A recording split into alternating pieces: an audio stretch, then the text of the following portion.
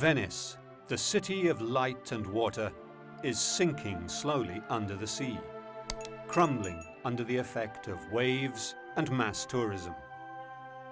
However, scientists, activists, and entrepreneurs are trying to stem the tide of decay. One of the most important Venetian monuments being saved today is the Rialto Bridge, cracking and breaking up due to its age and heavy use. A complex €5 million renovation is being paid for by Renzo Rosso, owner of the brand Diesel Jeans. The Rialto Bridge was an easy choice because it's one of the most important monuments in the world. It is the city I studied in, the most beautiful city I know in the world, and so it seemed to be like a good thing to make a contribution to this city that I think I belong to. Ironically, this most romantic city of them all faces deadly threats from the very element that brought it wealth and power, the sea. The seabed of the lagoon is getting flatter. With every passage of a ship, we lose a piece of the seabed of the lagoon, and that is a lagoon that is no longer able to resist the sea. This city depends on the well-being and the health of its lagoon. Without the lagoon, there will be no Venice.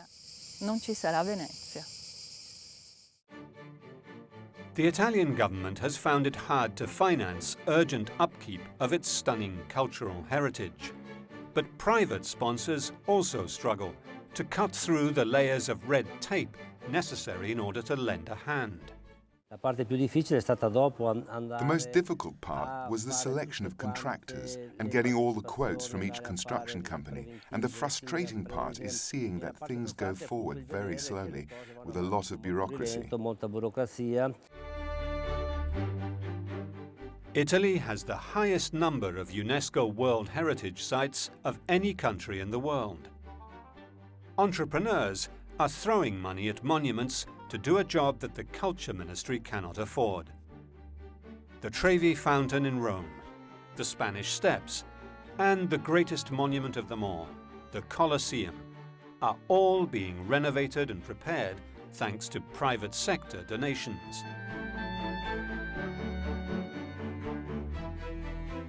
The Rialto Bridge is a single span supported by thousands of wooden piles. A double row of small arched shops are crowned by higher arches that give pedestrian access to the panoramic steps along the edges. A bridge of rare beauty, it is crossed by most of the 20 million tourists that visit Venice every year. Foot traffic and the bumping of transport and travel trolleys has taken its toll on the iconic landmark.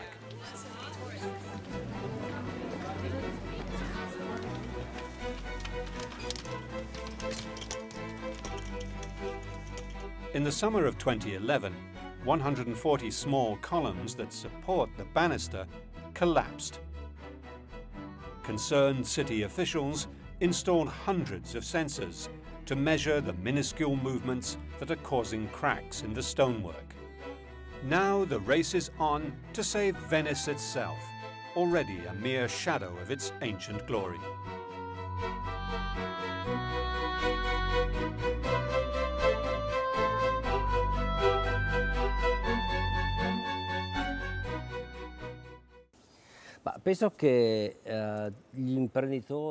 I think that entrepreneurs who are successful, that have companies that make profits, ought to return part of their profits to make a contribution towards the country where they live, to their own country, and be much more socially responsible.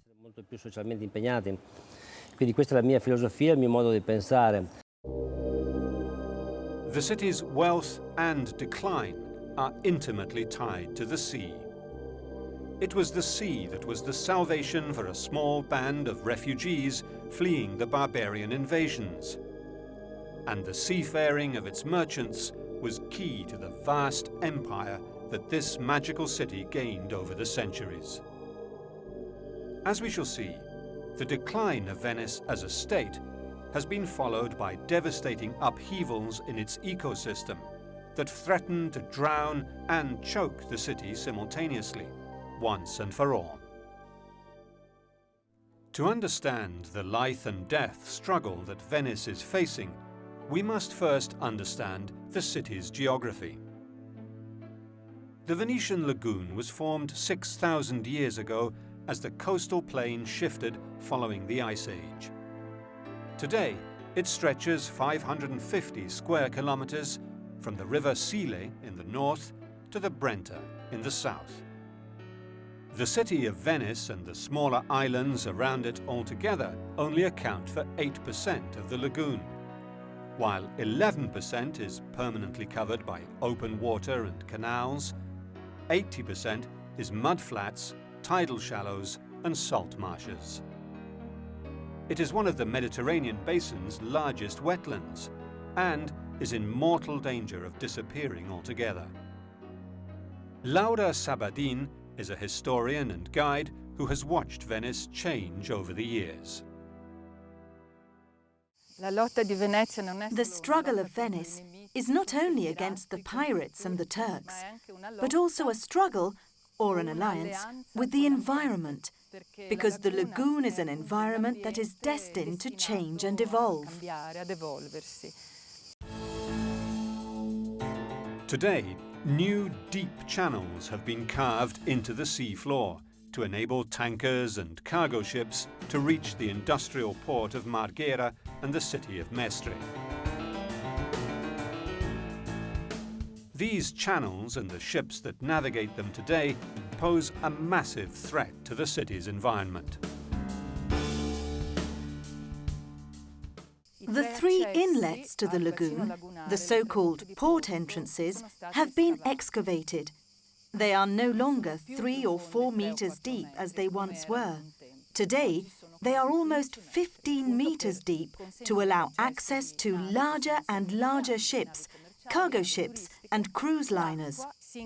Water is channeled into these deep canals, such as the so-called oil tanker channel, and the force of the water erodes, flattens the lagoon floor. Some perceive the mega cruise liners that enter the city and sail right up to St. Mark's Square as one of the major threats to the survival of Venice and its population. During a high-season weekend such as this, there are up to 7 of these sea monsters, floating housing blocks, floating cities. They've been described in many ways that pass through the city.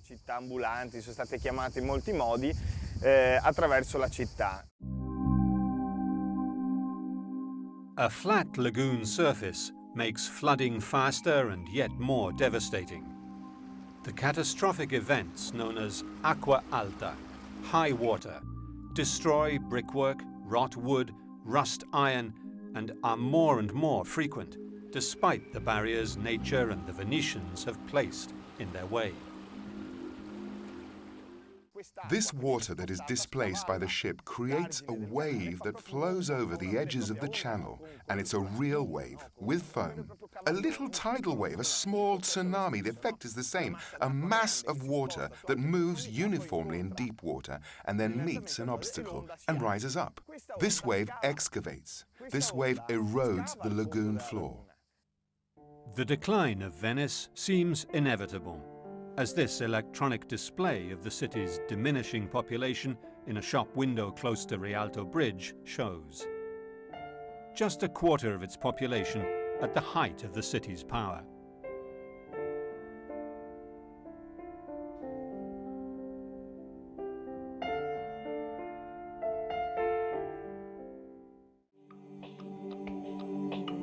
Venice is a miracle of engineering, which rises out of the soft mudflats of the lagoon, consolidated and expanded over 1,500 years.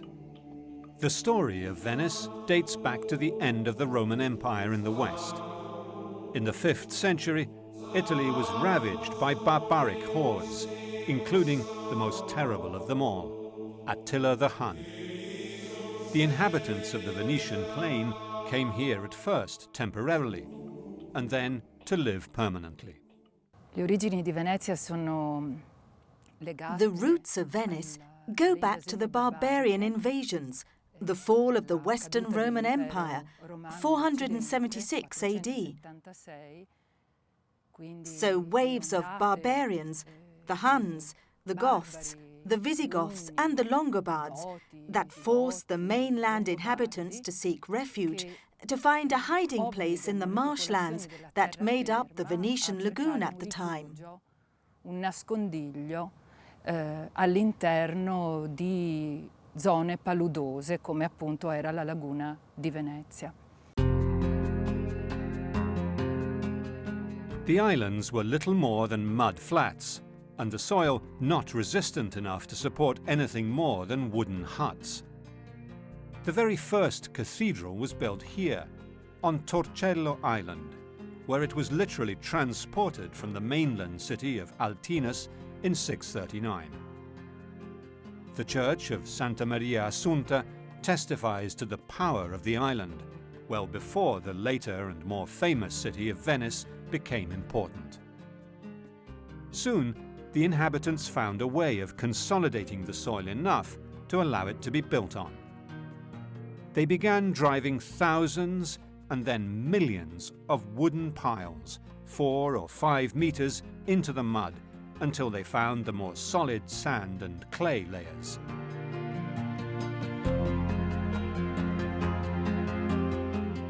Engineer Alberto Lionello of the Corilla Consortium of Venetian universities provides key expertise on restoring Venetian buildings.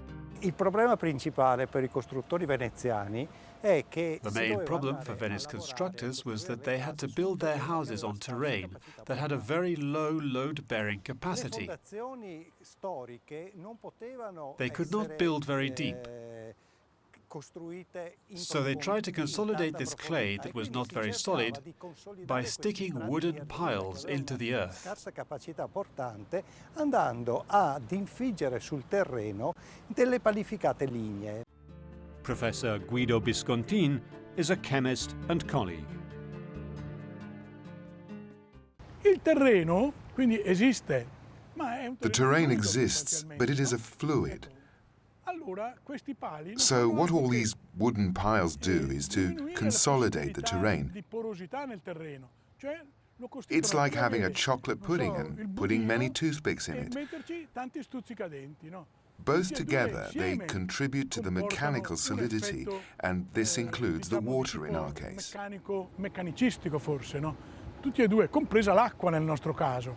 The wooden poles were kept underwater, and the brackish water slowed down the process of oxidization, or rotting, while any decay in the wood was replaced by the surrounding mud, providing solidity for the foundations.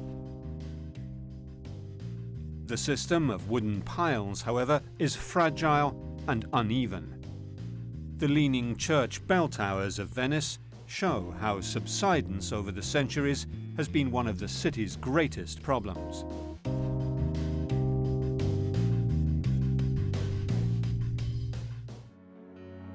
For centuries, the city of Venice held out against the invading barbarians and even the empire of Charlemagne, and remained an outpost of the Byzantine Empire.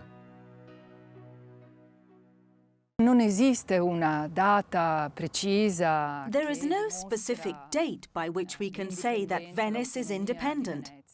It can be assumed from a few documents, a few treaties that Venice signs, one in particular dating back to 800 AD, in which Venice is defined as an ally of Byzantium and no longer a subject. Venice's homes and buildings evolved from simple wood structures to more solid stone as it grew more powerful and wealthy. Inizialmente il primo insediamento è un insediamento. Initially, the first settlement was a very simple settlement with wooden houses, huts. But after a series of major fires, there was a need to use more solid materials, and around 1300, Venice begins to change. Venezia incomincia a cambiare il proprio aspetto. Le fondazioni delle case in The particolare. foundations of the houses that give onto the canals, but also the internal ones, were reinforced. I don't know if this is the right term, inserting between 8 to 10 piles per square meter that solidified the mud which otherwise would have moved. La lunghezza di questi pali è variabile tra 1,5 metri. The length of these piles was variable between 1.5 meters and 3 meters, so the situations are different throughout the city. In any case, on top of this palisade, they placed horizontal planks called meandering, a word that comes from shipbuilding, which distribute the weight evenly over the wooden piles. Proprio perché richiamano, diciamo, la costruzione delle navi che sostanzialmente distribuiscono il carico uniformemente su questi pali di legno. The wooden piles were covered with a wooden floor, on which impermeable marble was laid, which formed the foundation of the buildings. A brick base could then be laid on top of that, and another marble base on top of that again, on which the buildings could grow in height. Architect Enrico Rinaldi has examined the structural characteristics of the Venetian houses. Una delle cose caratteristiche. One of the characteristics of the Venetian palace, as compared with palaces of other cities of the same period, is that they have two access points. One access point from the canal and one from the land side. This is very important with regards to all the architectural characteristics of the houses and the urban layout. Dell'architettura ma anche dell'urbanistica di Venezia.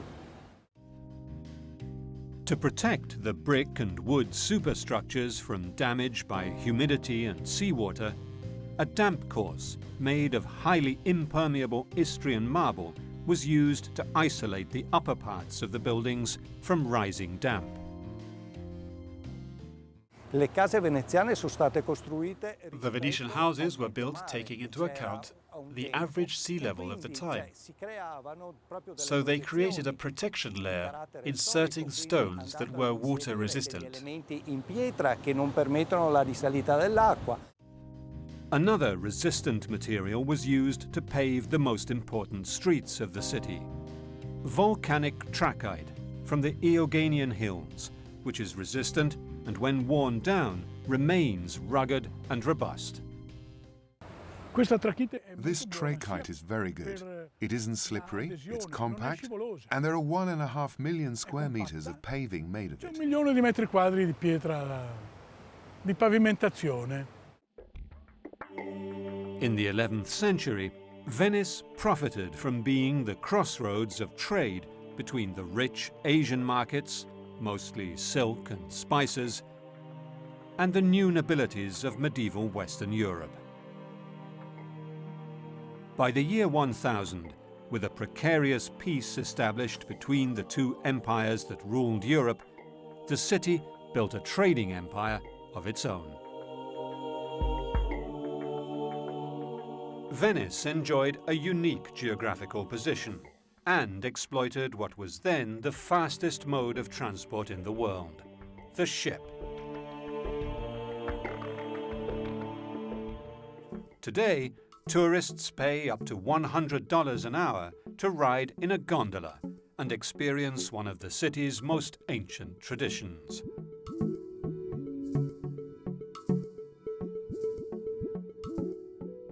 Sai, Venezia è una città, nasce dall'acqua, viene su dall'acqua. It's a city that rises from the water. It comes out of the water.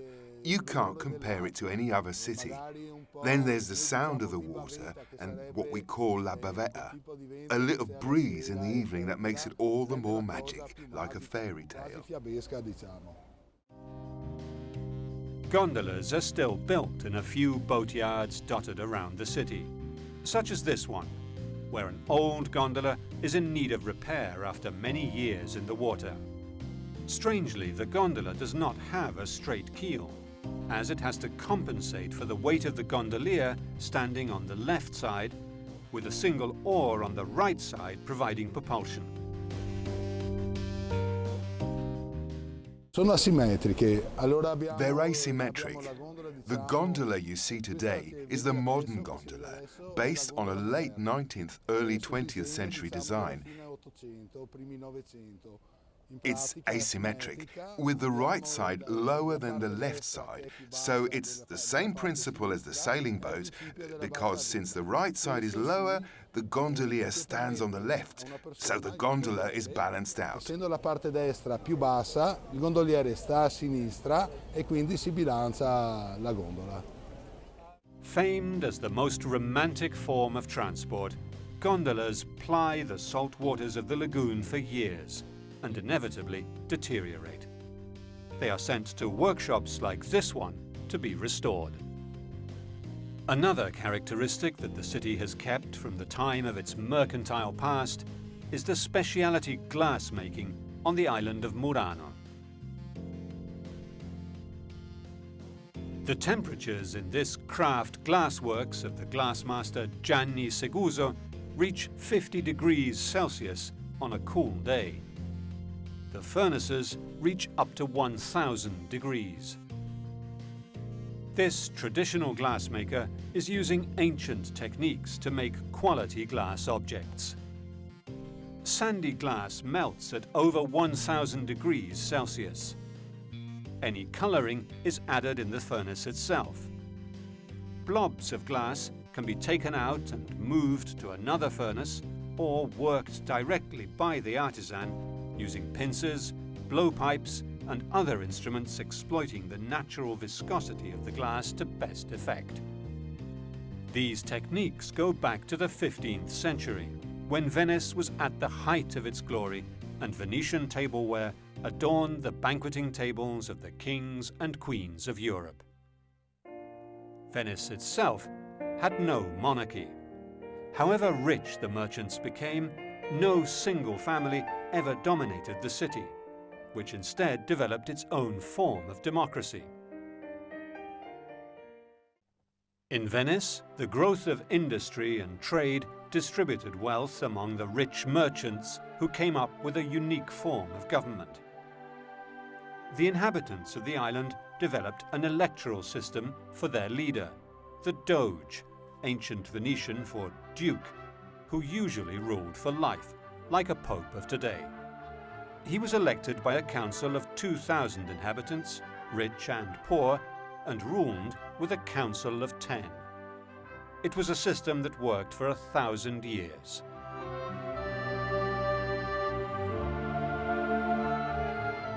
The political life of the city unfolded here, in the Doge's palace, where a magnificent staircase leads up to the council hall.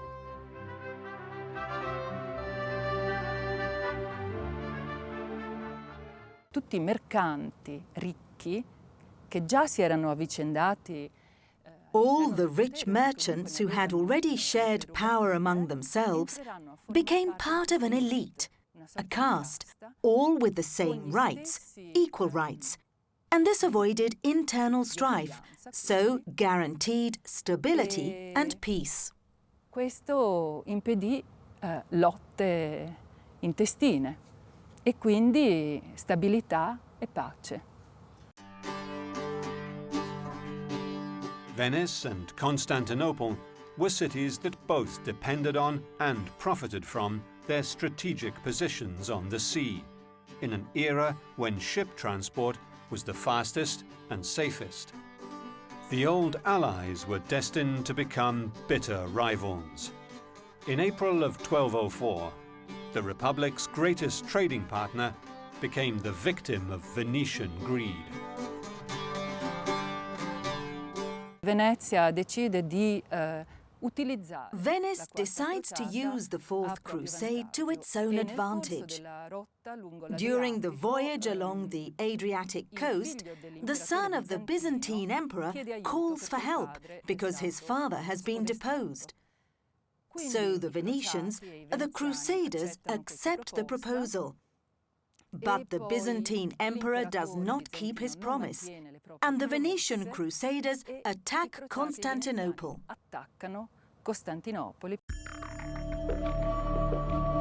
The man who led the Crusaders was Commander Enrico Dandolo, who would die in Istanbul and is buried here in Hagia Sophia, where today hundreds of tourists walk by his remains daily.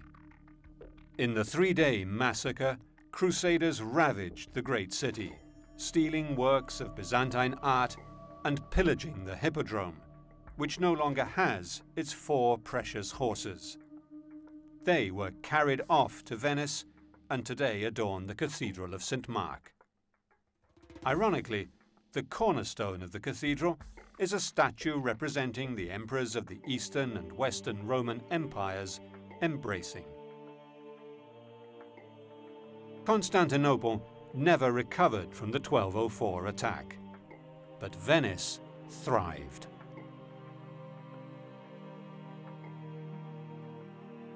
The city's wealth is represented by some of the great houses along the Grand Canal.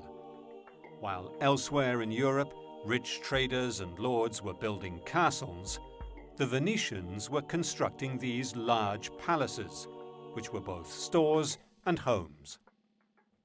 The ground floor was the traders' warehouse, and boats came right up to the big gates to unload their merchandise into the storeroom. The house owner lived on the first floor, the so-called piano nobile, and the servants' quarters were at the top in the attic. Typically, there were 2 flights of stairs that ran up and down the house, one hidden for the servants and the other public. They crossed at least one point so that the servants could access the owner's living quarters. Since the bearing walls of each building were perpendicular to the canal, the floors were of light wood and internal walls of plaster.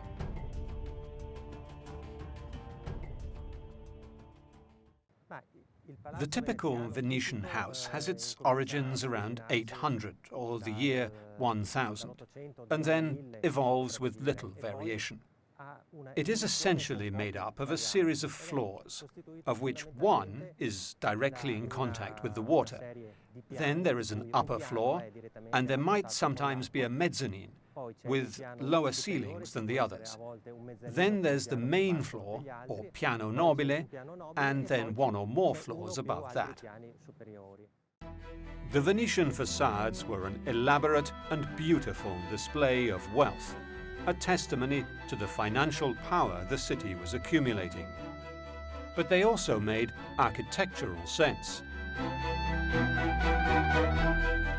I muri portanti sono messi. The load-bearing walls were placed only where there was a safe base, and they tried to make the buildings as light as possible. The hole for the window reduced the surface, and therefore the weight of the wall. That's why, here in Venice, you see half of the facades are covered and half are made up of windows.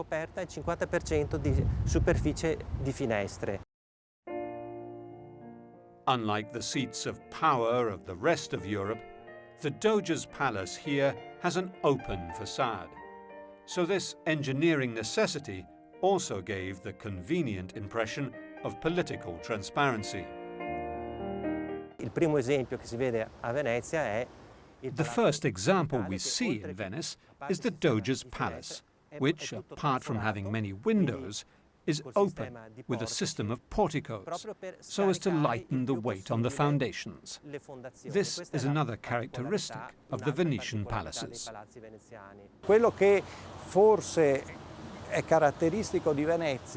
Maybe the main characteristic of Venice is that the buildings are built upwards, in such a way that they can withstand the different rates of subsidence of the different structural elements. That is a typical Venetian characteristic.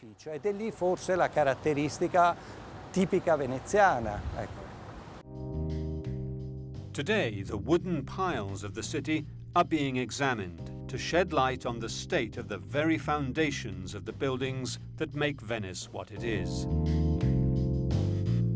Se un palo perde di sezione, non è che rimane vuoto, ma If a pile loses some of its substance, it doesn't remain empty, but is filled in with more mud that may be more liquid. So the system can't simply collapse in the sense of one day standing and the next falling down, but it will give us signs. And when there are signs in the older brickwork, then we need to take a look at the situation of the pile, which we did, I think, on the church towers of Santo Stefano and the Frari Church. Di Santo Stefano e dei Frari, mi pare, ecco. Venetians explored the Near and Far East and brought home exotic goods to sell on the European market for huge profits. Wealthy merchants, like Marco Polo, built imposing, ornate palaces that still stand today. Lo stesso viaggio di Marco Polo che Marco Polo's journey that lasted more than 3 years was very adventurous, by ship, on foot, on camelback, on horseback. Cammello, cavallo. After the plundering of Constantinople, Venice did not disdain war as a means of controlling trade routes. The massive arsenal of Venice is where the Doge's warships were built. In the 15th century, as many as one ship a day came off the production line here. Venice was the first European state to control a trade empire. When, in 1453, the Turkish army captured Constantinople, Venice was quick to do a deal and build an even more exclusive trading partnership with the new Muslim rulers. The high tide mark of Venetian power came with the victory of the Catholic states against the Turkish fleet at Lepanto, marking a turning point in relations with the Ottoman sultans.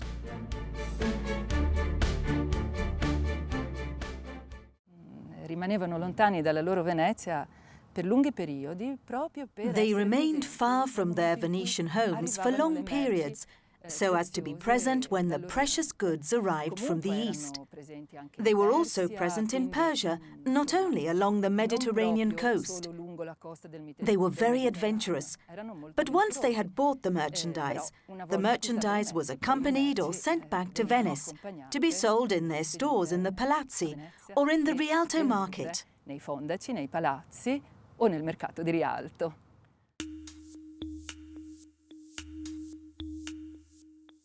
As the buildings of Venice went up, they consolidated the banks of no less than 124 islands, and soon the inhabitants found the need to build bridges. There are more than 400 bridges in the city of Venice, but one of them is the most famous of them all, perhaps the most famous in the world.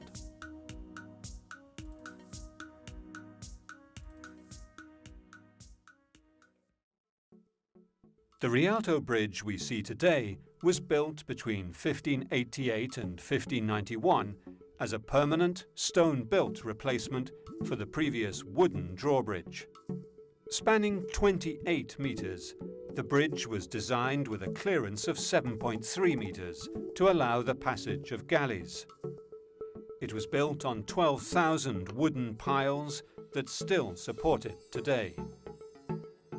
In 1551, a competition was held to design the new bridge, and some of the Renaissance era's most famous artists and architects, including Palladio and Michelangelo, submitted blueprints. The job went to Antonio da Ponte, who built this single-arch bridge lined with shops, an extension of the Rialto market. For centuries, it was the only crossing place on the Grand Canal.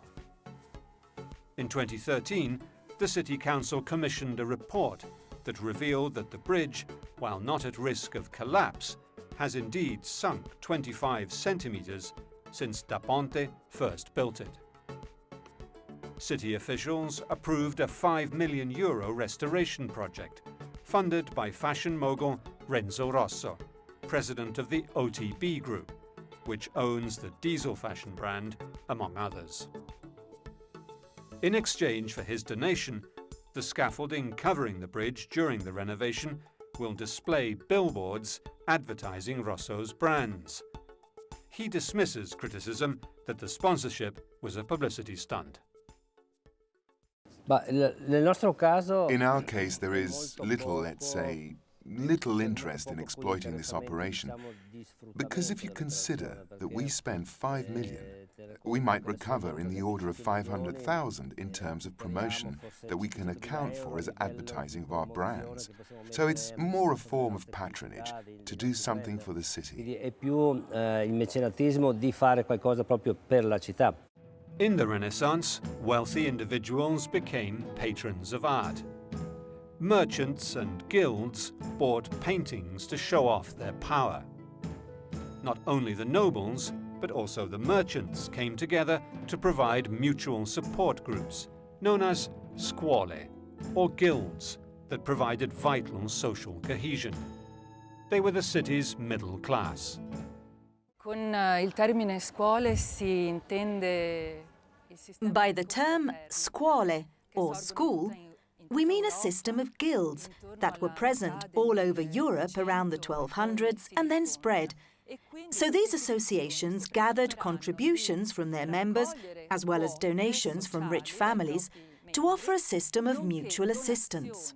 Da famiglie ricche per poter offrire un sistema di mutuo soccorso. The professional and ethnic communities came together to help the poor and sick, and the city displayed remarkable tolerance towards foreigners and their associations.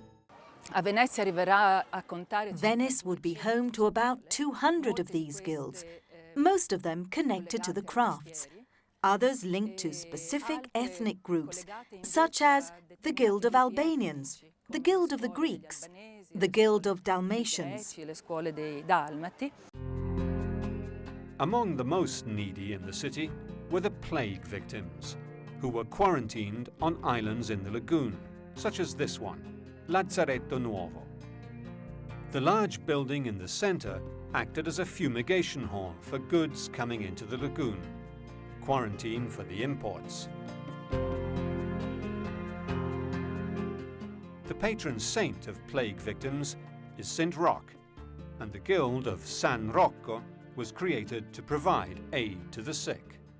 The confraternity of Saint Roch, which we see behind me, is one of the last of the guilds to be founded, as it was built in 1478 with a specific task: to help people in general, of course, but specifically to help plague victims. At a time of great religious fervour, possessing the relics of a saint was the source of great power and provoked enthusiastic donations from the faithful. A few Venetians managed to capture, to steal, no one knows from where, the body of Saint Roch. The church is built, and the number of members grows exponentially. In maniera esorbitante. In 1516, just a few years after the guild was founded, the time came to decorate the new building. The Guild Commission called on the great artists of the time to compete for the contract. The egocentric Jacopo Tintoretto took all by surprise and won the bid in a typical Renaissance drama. Jacopo Tintoretto fa cadere delle tele dal soffitto. Jacopo Tintoretto has curtains dropped from the ceiling that was being prepared, and this oval with Saint Roch in glory appears, already finished and placed. This provokes a very harsh reaction, but Tintoretto defends himself immediately, saying, "But I am devoted to Saint Roch, and this is a gift." So they voted, and they decided to accept Tintoretto's gift, and even asked him to proceed to decorate the whole hall. Gli si chiederà di procedere con l'intera decorazione della sala. The great artists of Venice of the 15th and 16th centuries adorned the churches and public places of the city, such as the Frari Monastery, where Titian left 2 masterpieces.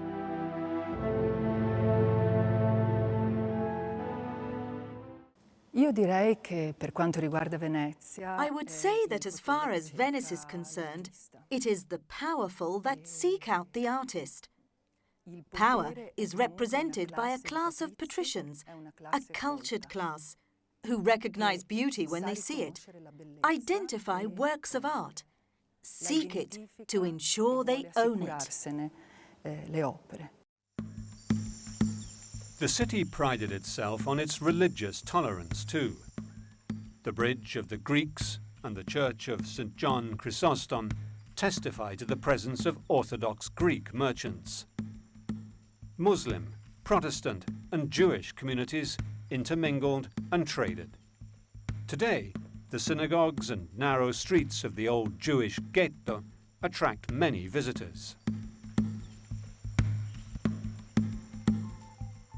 But foreign and local commerce could only thrive if Venice's hundreds of access canals were kept free of silt. The lagoon is a metre deep on average. It is a delicate ecosystem and requires a balance of hydrogeological and natural factors to keep it healthy. When the city was founded, it looked like this. Over the years, however, the sandbanks on the Adriatic side of Venice built up with silt from the rivers.